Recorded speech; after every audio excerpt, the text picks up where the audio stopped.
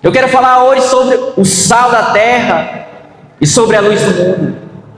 É bem verdade que Jesus, na maioria das suas parábolas, ele vai usar elementos para nos comparar, para nos trazer exemplos. Aqui ele nos traz dois elementos da natureza: o sal e o sol, a luz, para demonstrarmos o perigo que corremos a não obedecer, a não viver a palavra de Deus, a não agir de maneira correta. Então Jesus tem que dar esses exemplos.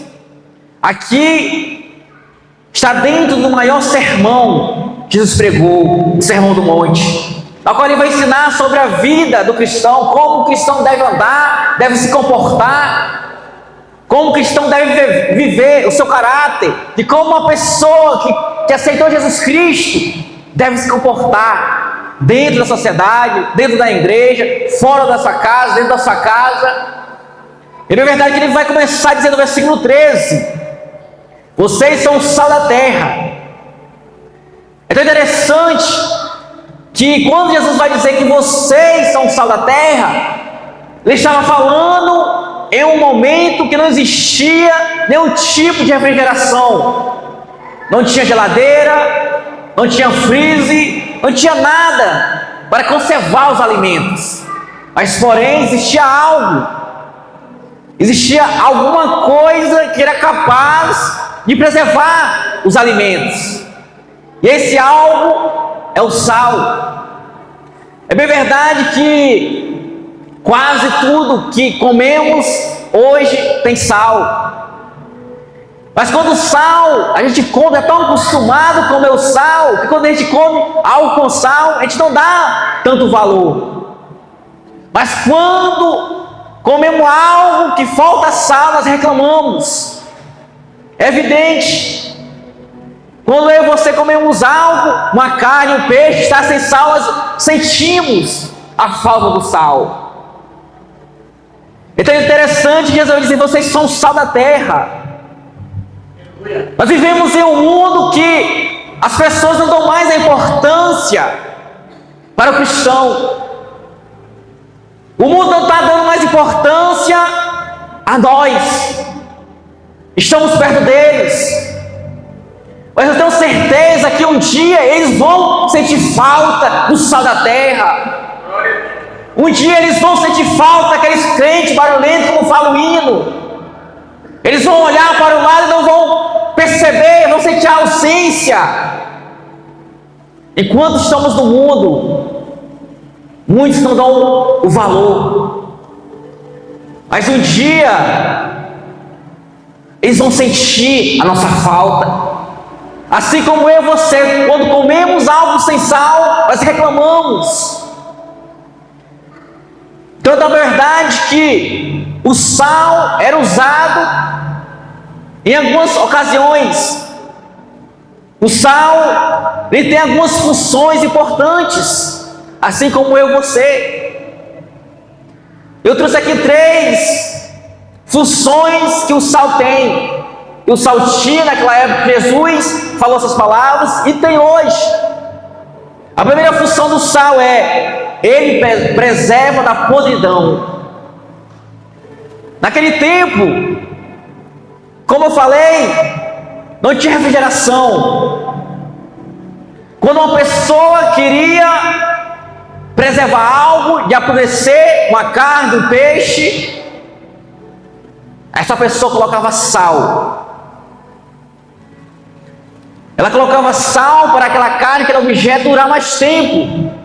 Porque o sal, ele preserva, até hoje, ele preserva de um objeto apodrecer rapidamente. Então o sal, ele preserva da podridão.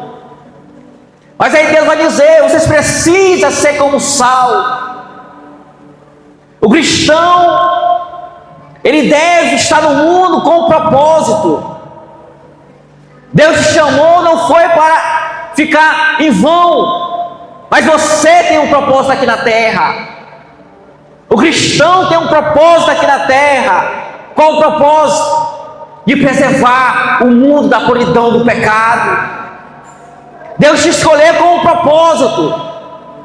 Enquanto muitos estão apodrecendo com o pecado, Deus te escolheu para ser essa pessoa, o sal da terra, para tirar essa pessoa dessa podridão e trazer vida. Então você não está aqui. Um dos elementos fundamentais do sal é preservar o objeto, o alimento da podridão. Mas pensa o seguinte: o sal, ele só vai ter o seu efeito quando ele entra em contato com o objeto.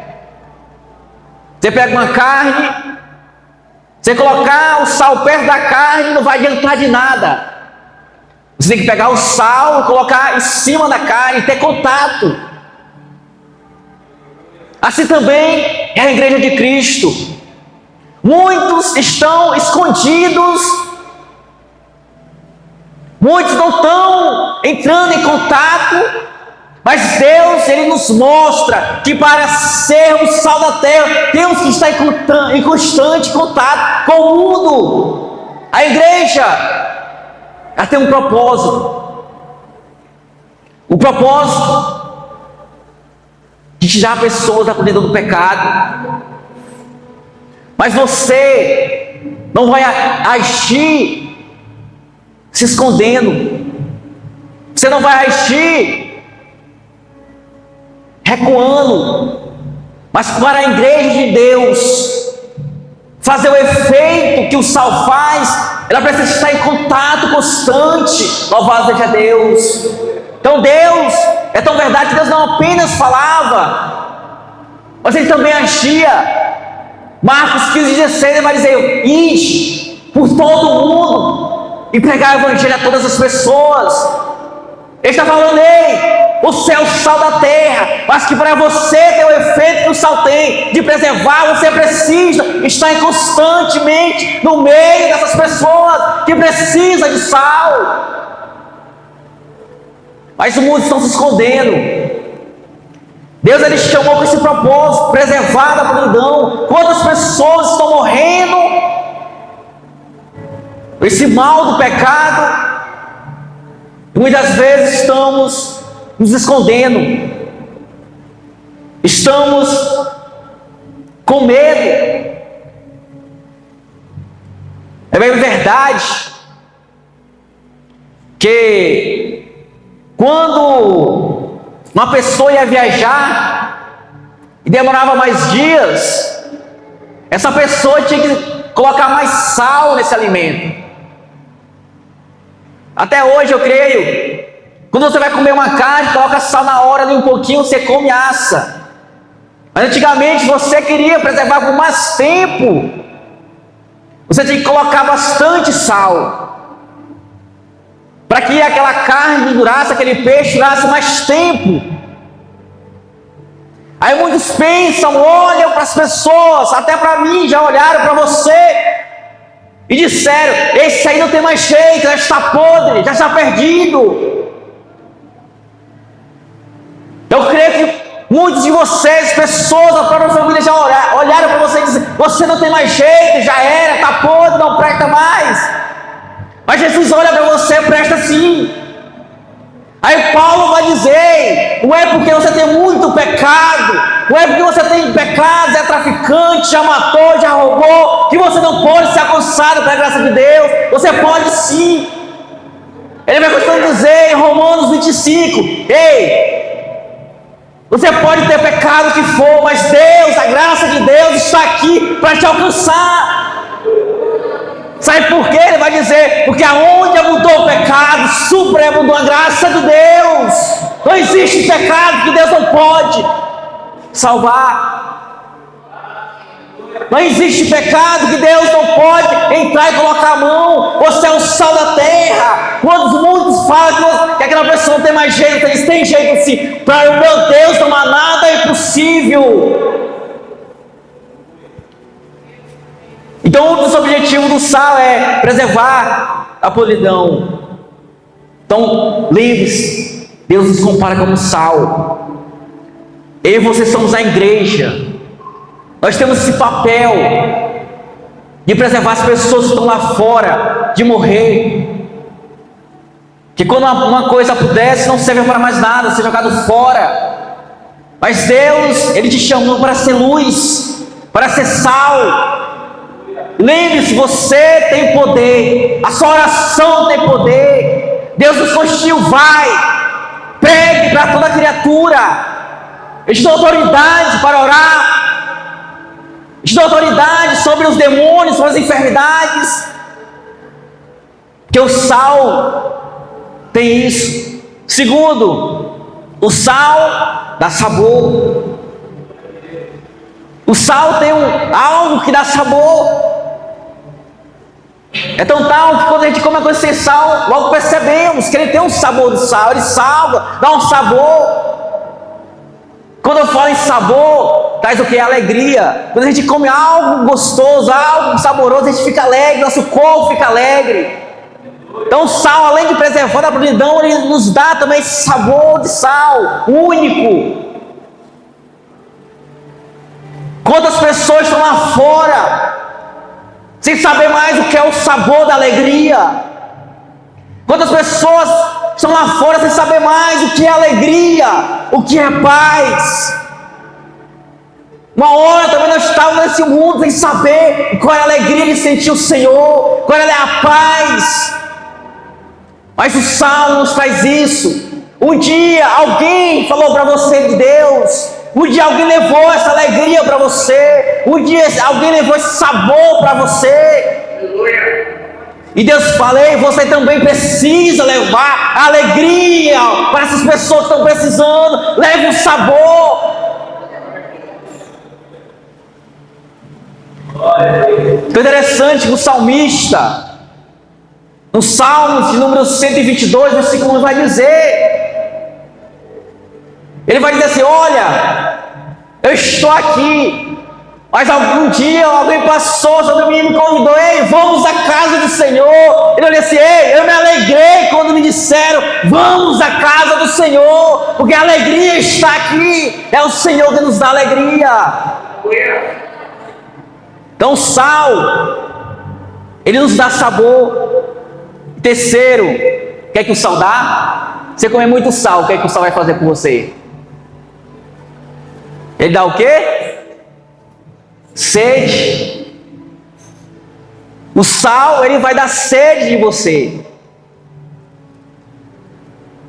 Então é interessante que quando Jesus fala que nós somos o sal da terra, nós temos que preservar da podridão, da alegria, que é o sabor, mas também causar sede nas pessoas.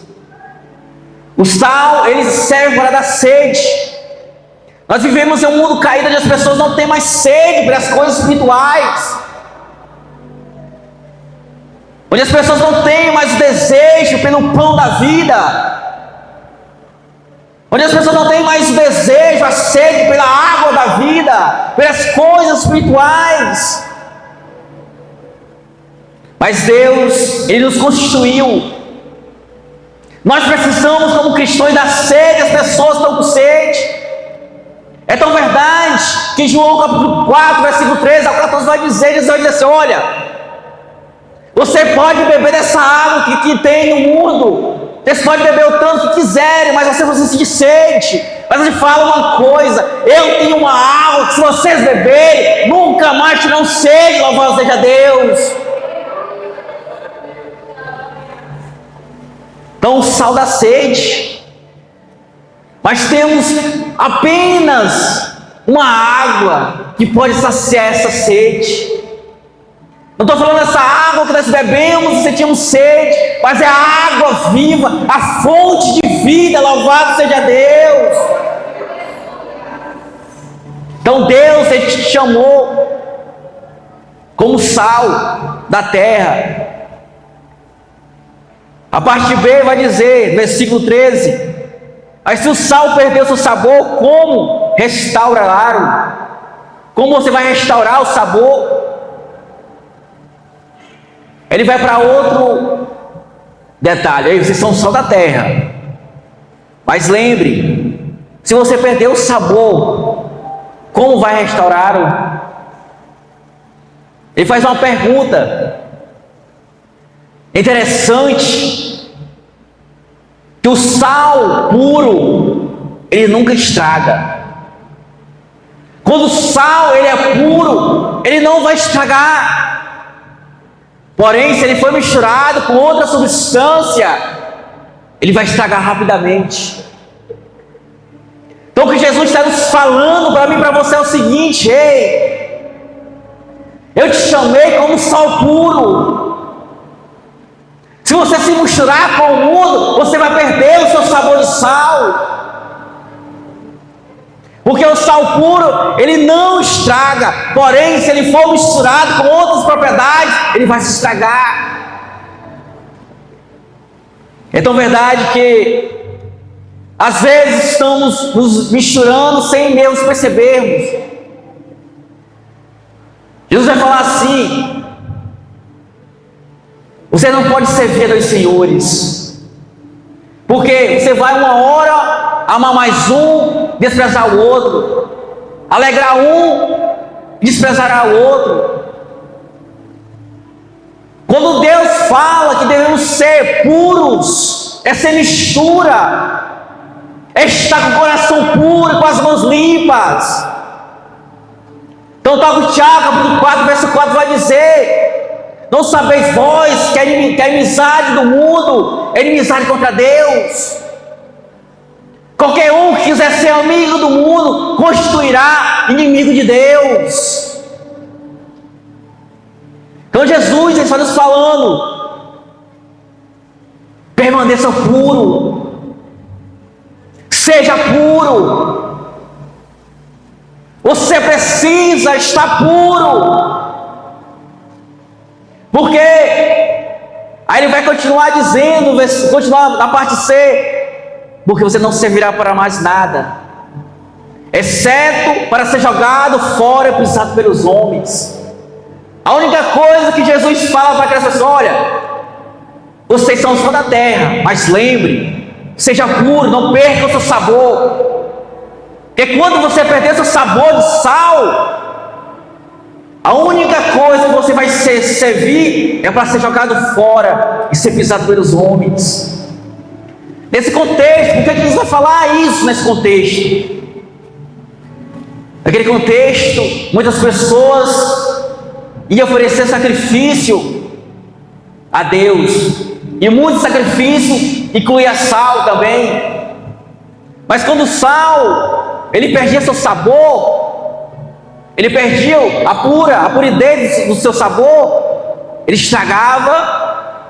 E quando ele estragava, a única coisa que ele servia, eles pegavam o sal estragado, jogavam nos declives, nas escadas do templo, para não ficar escorregadia quando chovesse. E aí as pessoas iam e pisavam em cima do sal. É por isso que Jesus vai falar assim: olha, quando o sal perde o sabor, a única coisa que ele vai servir é ser jogado fora e pisado pelos homens. Mas o que isso tem a ver comigo, com você? Tem tudo a ver. Jesus está nos falando nessa noite: ei, um dia que você perder sua essência de crente, o dia que você perder essa vontade, essa puridez de servir ao Senhor e se misturar com o homem, a única coisa que você vai servir é para ser pisado de Satanás. É bem verdade, a palavra de Deus era dura. Mas no Mateus capítulo 7, 23 vai dizer: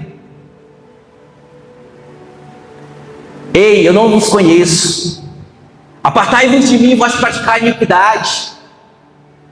Porque Deus não aceita o coração dividido. O sal precisa estar puro, o sal precisa ter sua essência de sal. Mas é tão verdade que quando o sal se estraga, ele vai ter a cor de sal, ele vai ter a textura de sal. Você vai olhar para ele e vai ver um sal puro, um sal que está ainda valendo. Mas porém o sal estragado. Assim também é o cristão. Muitos têm aparência de crente, vem para a igreja como crente, se veste como crente, mas perdeu a essência do Espírito Santo. Porque Jesus fala assim: olha, vocês são o sal da terra, mas se o sal perder o sabor, não pode restaurá-lo, não servirá para mais nada, exceto para ser jogado fora e pisado pelos homens. O capítulo 14 vai dizer, aí vai continuar a dizer usar outra distração: vocês são uma luz do mundo. É tão interessante que a luz, ela tem funções incríveis. A primeira função que a luz tem é ser vista por todos. Jesus acaba de falar sobre o sal, e agora ele vai para sobre a luz. Vocês são a luz do mundo. Uma das funções da luz é ser vista por todos. Meus amados irmãos, quando Jesus proferiu essas palavras, ele diz assim: olha, o crente, ele deve ser visto, a sua luz brilhar para todas as pessoas verem. Você precisa ser luz que ilumina de longe as pessoas. Você tem que demonstrar o crente que você é. A sua luz deve brilhar. Todos devem ver você como crente, como servo do Senhor. Você não pode ficar escondido, mas ser vista por todos. Porque quanto mais densas as trevas, mais brilho tem a luz. Louvado seja Deus. 2. A luz, ele serve de guia. É bem verdade que a luz, ele serve de guia, ele serve para mostrar o caminho. Agora pense o seguinte: você vai numa estrada bem escura, de moto, de carro, escuridão, não consegue enxergar nada.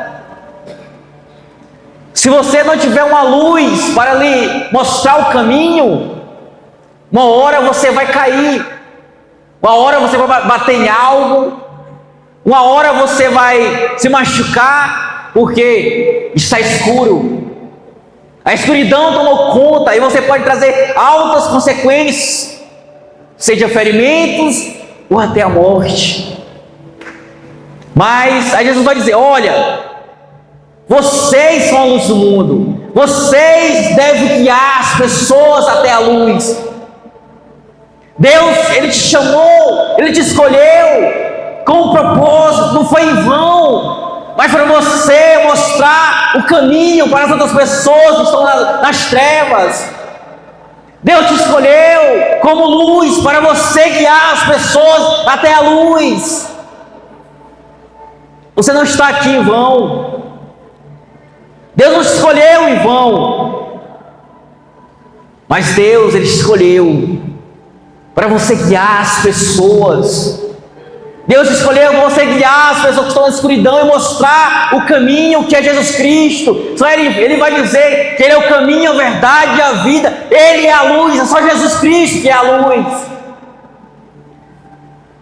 Então a luz serve de guia e a luz serve para nos dar vida. Então, verdade, sem a luz do sol não existiria vida. Sem a luz do sol não existia o famoso fotossíntese. E sem a fotossíntese não existia o nosso oxigênio. E sem oxigênio não conseguiríamos viver. Nós iríamos morrer. Então quando Jesus fala assim: ei, vocês são a luz do mundo, ele está dizendo assim: ei, vocês também podem levar a vida para as outras pessoas que estão lá fora. Vocês podem trazer vida às pessoas que estão morrendo na escuridão das trevas.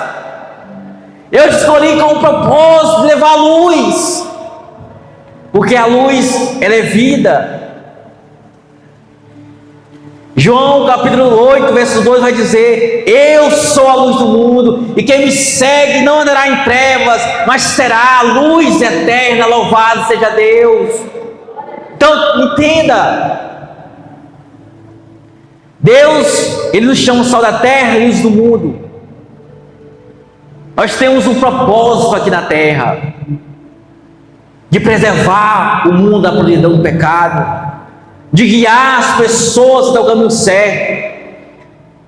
Mas Ele vai continuar dizendo: mas não se pode esconder uma cidade construída sobre um monte. Versículo 14, a parte B vai dizer: não se pode esconder uma cidade construída sobre um monte. Talvez Jesus estava olhando para uma cidade no monte naquela época. Existiam várias cidades em cima de montes. Aí Jesus vai falar para eles. Sabe por que Ele vai falar? Ele vai dizer: olha, quando vocês decidirem me seguirem, vocês não vão conseguir mais esconder a luz que há em você, porque essa luz, ela brilha. Vocês são como uma cidade construída sobre um monte, não tem como esconder a luz que há em você. Mas muitos estão querendo se esconder. Mas Deus está falando para mim e para você nessa noite: não tem como você correr do seu chamado. A luz que brilha em você, não tem como esconder. Deus te chamou para ser luz.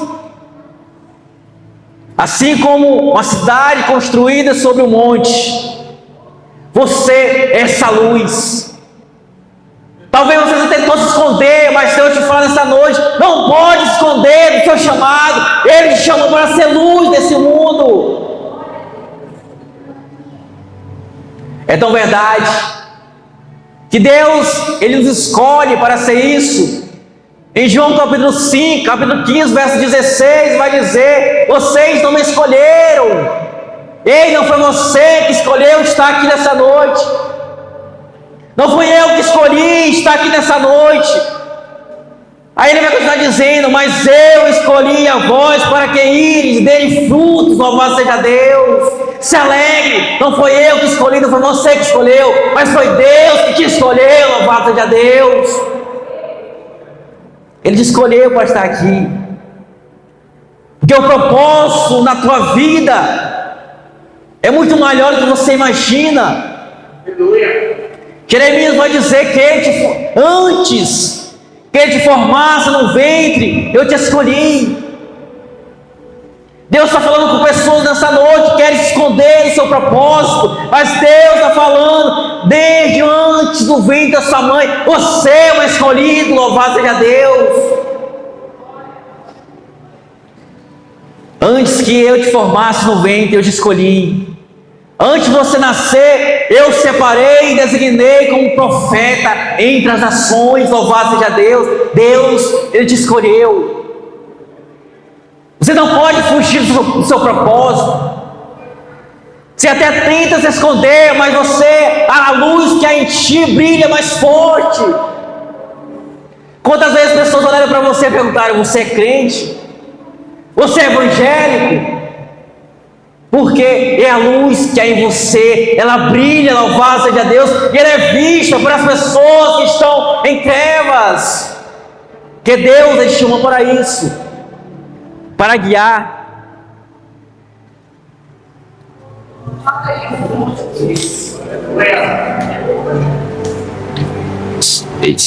Ele chamou para isso, para guiar as pessoas. Ele chamou para preservar o mundo. Sem a igreja, o mundo estava mais podre ainda.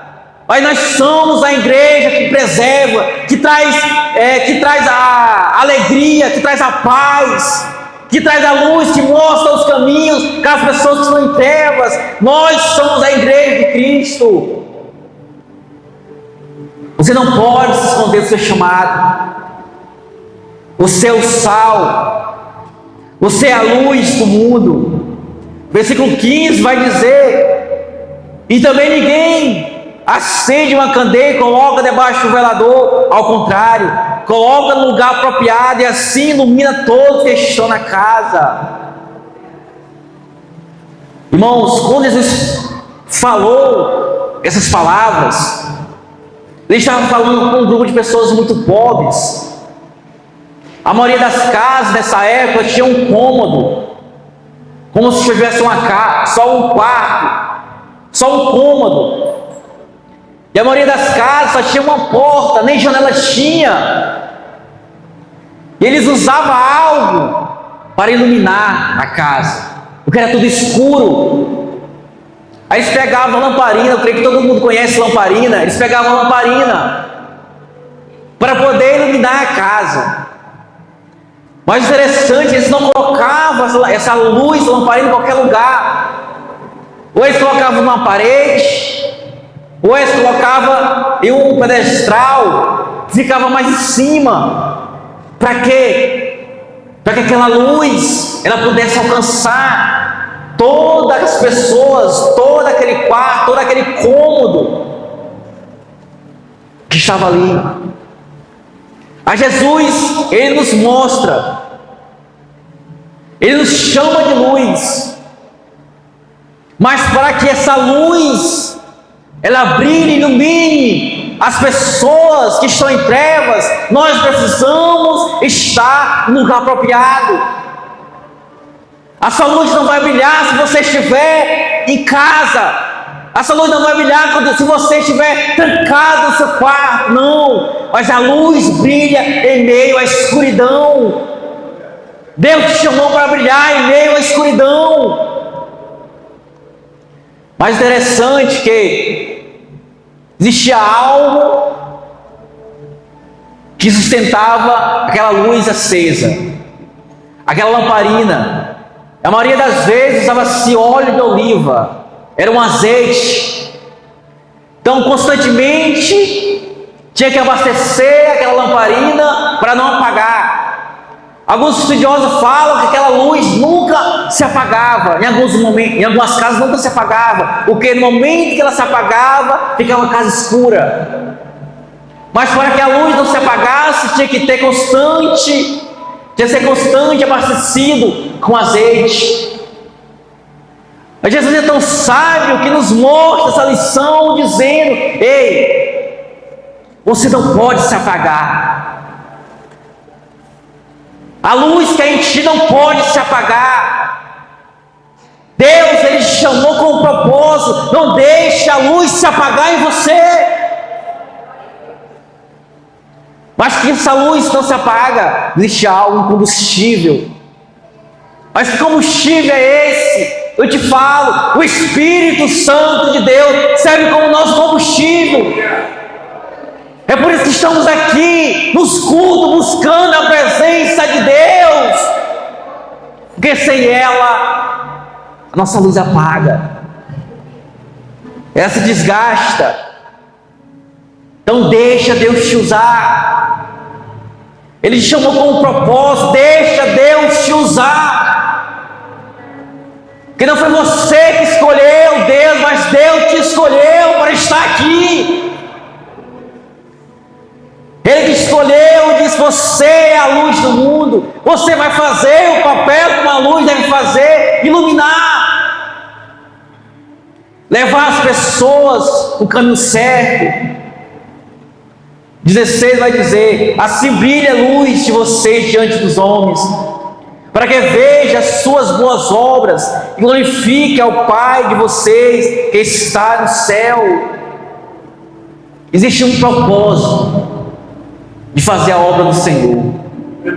Não é para nos engrandecer, não é para você ficar famoso, conhecido, não, mas o propósito é glorificar aquele que nos chamou. Louvado seja Deus.